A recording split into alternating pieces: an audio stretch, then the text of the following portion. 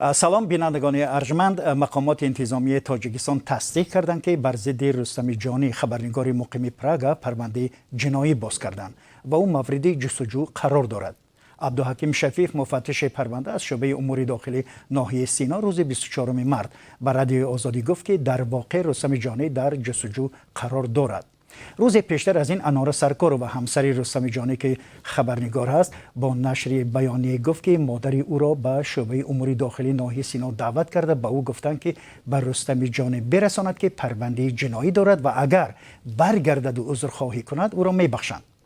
درباره این قضیه صحبت داریم با خود رستم جانی. خوش آمدید به برنامه ما و سوال نخستین ما این است که خشتامن شما را کی به اداره ملیسا دعوت کردند و دقیقاً چی گفتند؟ مرحمت.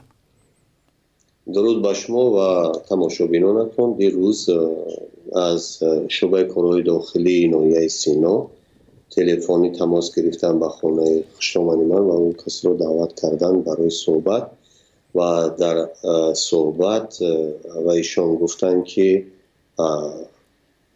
نسبت من پرونده جنایتی باز کردن از روی ماده 307 یعنی فعالیت های اکستریمیستی، یعنی و تاکید کردن که اگر من برگردم و از کردارهای خود اظهار پشیمانی کنم و عذر بپرسم از جوابداری جنایتی آزاد می شوم. و ایشان گفتن و تاکیدم کردن که تا این وقت اگر با شما از کمیته امنیت ملی گپ می زدن و از دیگر شعبه های میلیسا، کنون صحبت های ما با شما دیگر خواهند بود. و کمی یک جمله دیگر رو علاوه کرده است که بعدا شما می فهمید که ما با اقربایشان چکار میکنیم. و این یک جمله خیلی عجیب و گستاخانه که این چیزی که ما با شما میکنیم تجربه عمومی بین المللی است، یعنی در تمام کشورهای جهان با این گونه شخصانی که رستم جانی هم چنین مناسبت خواهند کرد. بعد ماه فوریه که خشتامن شما را به اداره ملیسا دعوت کرده بودند، در این میان با آنها چیزی گفته بودند؟ نه، همون صحبت اول وقتی که انجام شد دیگر رسما کسی را به جای دعوت نکرده بودند، اما از همون اداره های داموپراولینی میگیم هر روز به ما خبر میرسید که از مقامات شخصان گوناگون آمده حجت های ما را نسخبرداری میکنند. و یک مشکل دیگر این بود که ما در گرفتن یک سپرافکا از مقامات تاجیکستان مشکلی داشتیم، یعنی اونها کارمندان همون مقامات تاکید کردن که هیچ با اونها اجازه نشده است که برای ما یکون حجت پیشنهاد کنند و در صورت پیشنهاد نمودن آنها را جوابداری انتظار است برای جزا. ببینید چرا مادر اناره تا کنون آشکارا در همین باره با خبرنگاران صحبت نمی کند؟ شاید از چیزی میترسد یا نگرانی دارد؟ چی است سببش؟ نه، اصلا شما باید بدونید که در تاجیکستان کدام وضع است. یعنی شما میدونید که تمامی در جامعه‌ای که الان شما میگه 7 یا 12 ژورنالیست مورد پیگر قرار میگه در زندان هستند و بسیاری آزاداندیشان از اونجا گریختند. شما میدونید که در این حالت چقدر فشار است بالای اقربا و بالای همه اونهایی که در تاجیکستان باقی مانده. البته وقتی که مقامات از اقربا دعوت میکنن یک شرط شرایط خودشه دارد و اونها را فقط به این خاطر دعوت میکنن که این پیام ها رو برای ما برسونن. هر گونه تلاش های رسانه‌ای کردن این گونه خبرها البته برای اونها بی نتیجه نمیموند. اونها رو برای این تنبیه میکنن یا یکون چیز نسبتشون چراندیشی میکنن. چوراندیشی در درون ناخونک، چوراندیشی که این مقامات تا حال نسبت هزارها کردن و میکنن. ما امروز با عبدالحکیم شفیف، همین مفتش شعبه امور داخلی ناحیه سینا که مادر انار را دعوت کرد صحبت داشتیم و ای گفت که رستم جانی در پیگرد قرار دارند و فشار و زوری هنگام ملاقات با مادر انار را رد کرد، ولی نگفت که برای چی شما در جستجو قرار دارید. درست است که شما گویا که مادری و زورآوری کردید و مجبور کردید و فشار آوردید؟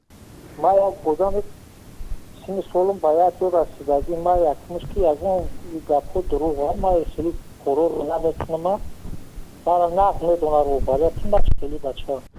بعد شما چی پرسیدید از مادرش؟ چی پرسیدید؟ یا در کتاب بودم شد تمام دیگه یک مشکی. ولی رسما رازش داده شده است و انتظار است که برگردند. باید رو رحمت تکتیم من از اون گفت لیش میگه خودتون شاید میگوید که برای چی نسبت شما اینطور شما رو در پیگرد قرار دادن؟ این حادثه البته با فعالیت ژورنالیستی من وابسته‌اند.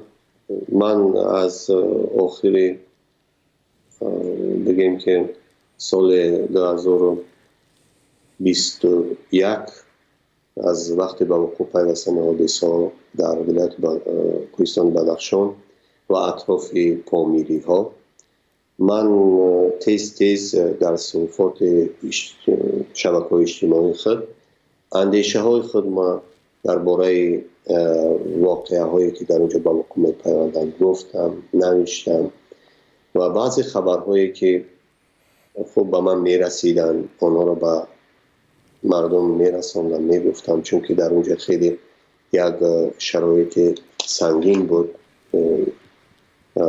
حکومت تمام راه ها را بسته بود و هیچ اطلاعی از اونجا بیرون نمی اومد و وضعیت مردم هم خیلی مخوف بود. از جهت حقوقی، از جهت شرایط تهدیدها زیاد بودن و ما این صدا را به بیرون کشیدیم و فکر میکنم که همین صدا را به بیرون کشیدن ما، فعالیت ژورنالیستی ما برای اینا خوش نمی آید، چون که در این حادثه من فکر میکنم که با جنایت های زیاد راه دادن.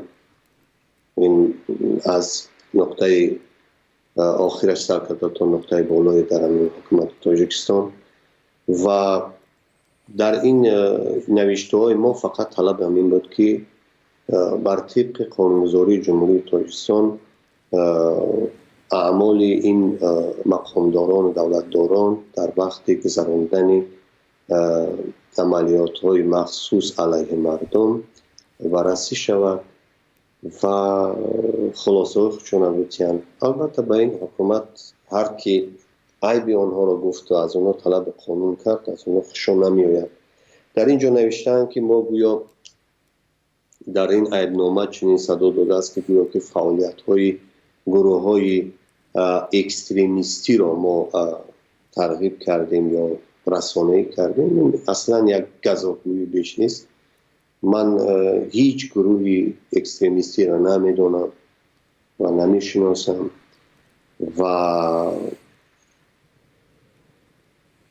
که از طرف مقامات تاجیکستان من کرده شده باشد و ما فعالیت محض اکستریمیستی آنها را ترغیب تشویق کرده باشد. تشکر. رستم، والدان خودی شما را هم به اداره‌های امنیتی دعوت کردند در این میان و چی گفتن به اونها؟ البته تا این وقت تا ماهی انور پدر من با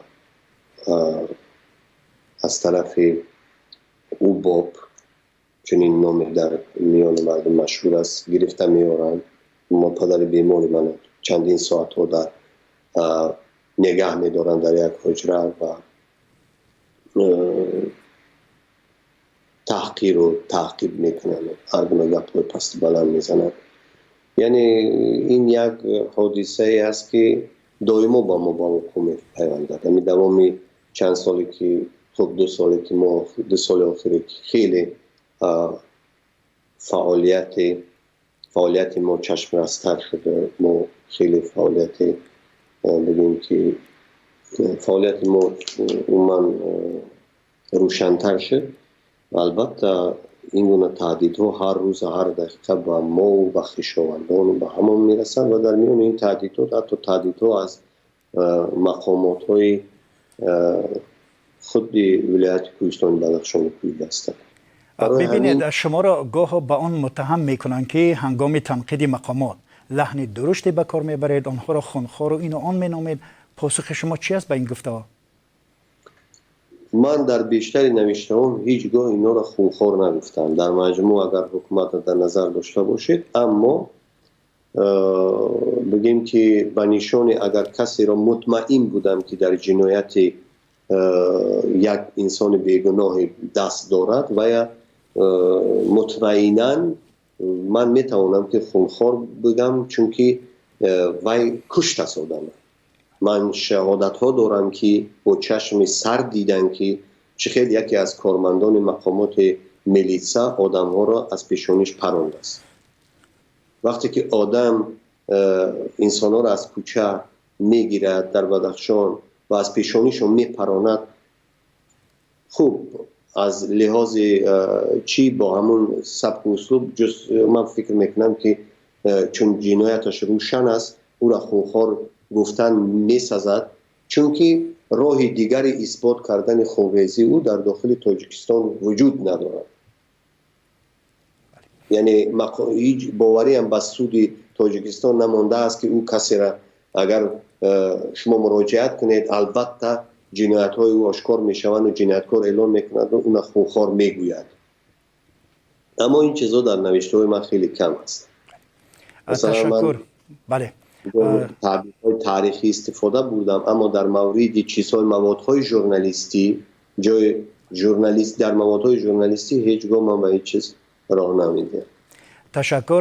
رستم جانی خبرنگار مقیم پراگ بود با ما درباره دعوت خویشاوندانش به اداره های امنیتی و تهدید فشار به آنها و خودی او و همسرش انوار سرکارова صحبت میکرد. سلامت باشید. خدا نگهدار.